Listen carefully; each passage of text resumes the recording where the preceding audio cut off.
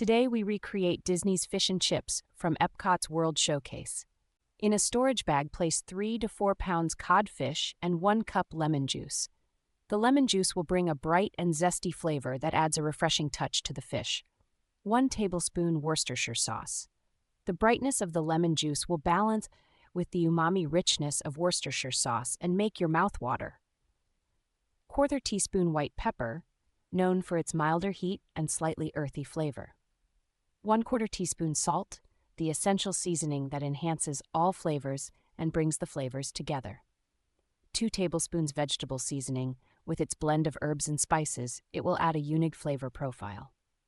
Close the storage bag and store in refrigerator for 1 hour, allowing the fish to capture all the flavors. For the batter, we will mix 3/4 cup cornstarch, helps in creating a light and crispy batter.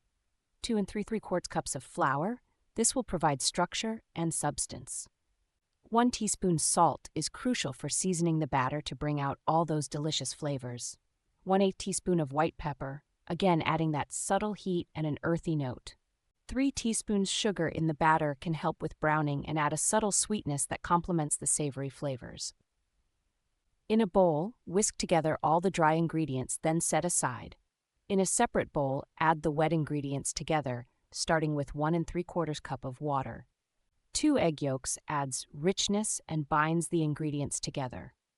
1/3 cup of flat beer. The yeast in the beer adds a subtle yeasty flavor. Whisk the wet ingredients together. This helps to incorporate air into the batter, which contributes to its light and airy texture.